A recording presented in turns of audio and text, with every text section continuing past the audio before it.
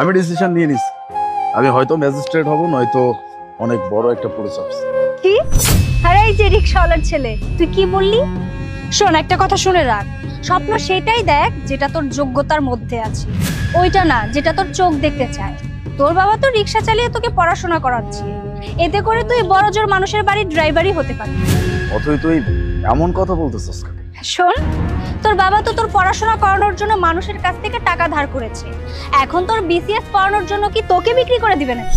আর এসব স্বপ্ন না তোদের জন্য না, এসব স্বপ্ন শুধু আমাদের মতো ধনী ঘরের সন্তানদের জন্য। তুই দেখিস, আমি বিসিএস এর এক্সাম দিয়ে আমি ম্যাজিস্ট্রেট হব, আর তারপর সরকার আমাকে যে সার্ভিসটা দিবে না, সেটাতে আমি খুব ভালোভাবে উপভোগ করব। আর মানুষের ভালো সেটা তো নিজে নিজেই হয়ে যাবে।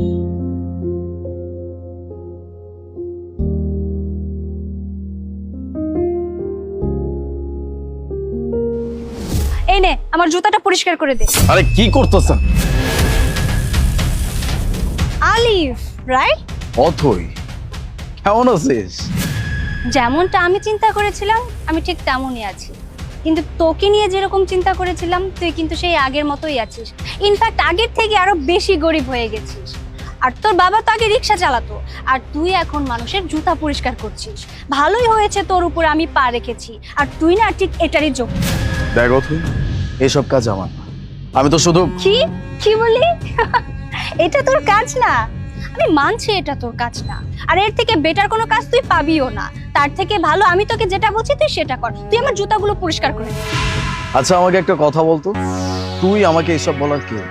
শোন, তোর মনে আছে কলেজে থাকতে আমি তোকে বলেছিলাম যে আমি একদিন ম্যাজিস্ট্রেট হব, আর দেখ আমি এখন ম্যাজিস্ট্রেট হয়েও গেছি।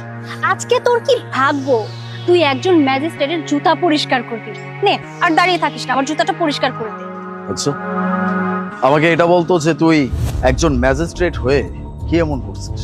আরে গাধা, আমার বাসার সামনে ৩-৪ জন করে পুলিশ দাঁড়িয়ে থাকে শুধুমাত্র আমাকে স্যালুট করার জন্য। আমার সাথে কথা বলার জন্য না মানুষ হুমড়ি খেয়ে থাকে, বুঝতে পেরেছিস? আর আমার বাসার সামনে মানুষ ভিড় জমিয়ে থাকে, আমার কাছে রিকোয়েস্ট করে। এসব দেখে না আমার ভীষণ মজা লাগে। একটা কথা মনে রাখিস, আমি কিন্তু ম্যাজিস্ট্রেট হয়েছি মানুষের উপকার করার জন্য না, আমি ম্যাজিস্ট্রেট হয়েছি মানুষের সাথে মজা নেওয়ার জন্য, আর যেটা আমি নিয়েছি।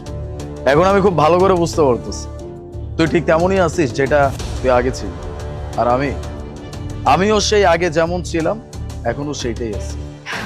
ও সুইটি, শোন, আমি কিন্তু আমার কথায় অটুট ছিলাম, কিন্তু তুই থাকতে পারিসনি। আমি আমার কথায় অটুট থেকে ম্যাজিস্ট্রেট হয়েছি। আর তুই যেন কি বলতি, তুই নাকি পুলিশ অফিসার হবি, ম্যাজিস্ট্রেট হবি, আর এই তার নমুনা, তাই না? এখন তো তুই রাস্তায় রাস্তায় মানুষের জুতা পরিষ্কার করছিস।